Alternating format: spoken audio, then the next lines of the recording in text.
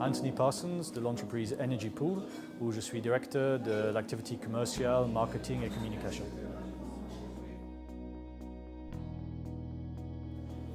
Ça fait 3-4 ans que je viens à Gazélec au moins. Effectivement, c'est une conférence qui devient un peu incontournable dans la place pour les acheteurs et les vendeurs d'électricité et de gaz maintenant, même si moi j'étais plutôt sur l'électricité.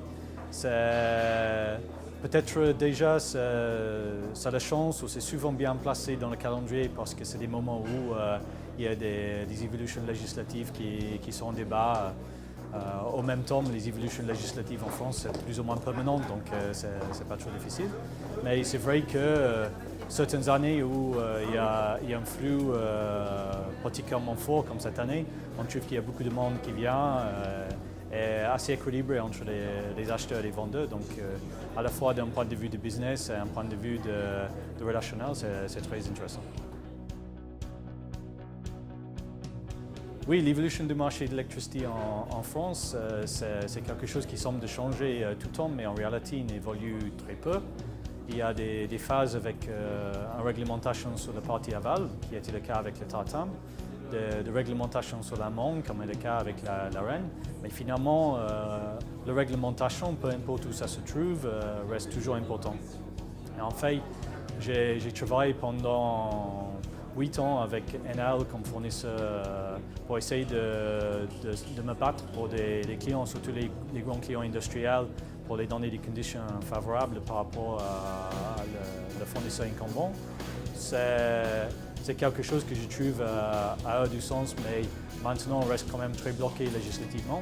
Aujourd'hui, je travaille pour une entreprise qui s'appelle Energy Pool, je viens juste de commencer. L'intérêt pour moi, c'est d'essayer d'apporter des valeurs à les grands clients industriels sur les contrats d'électricité, ce qu'on finalement n'a pas arrivé à faire avec les contrats de fourniture dans le système législatif actuel. Et aujourd'hui, on utilise la flexibilité de ces clients-là pour régler des problèmes de réseau qu'il peut avoir le TIE en temps réel. Et souvent, ça peut apporter un gain pour le client de 10 voire même 20% de la facture électrique.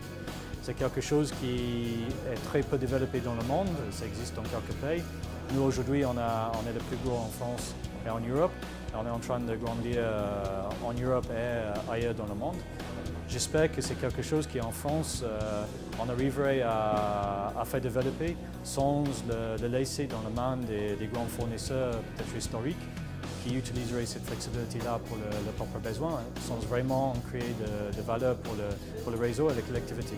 On voit dans d'autres pays, ça peut éventuellement apporter jusqu'à 10% de flexibilité sur le réseau. Il n'y a pas de raison technique pourquoi on ne peut pas faire en France.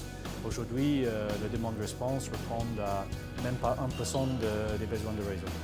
Et avec l'introduction des ENR, c'est quelque chose qui va devenir critique si on ne veut pas voir exploser les coûts d'utilisation du réseau.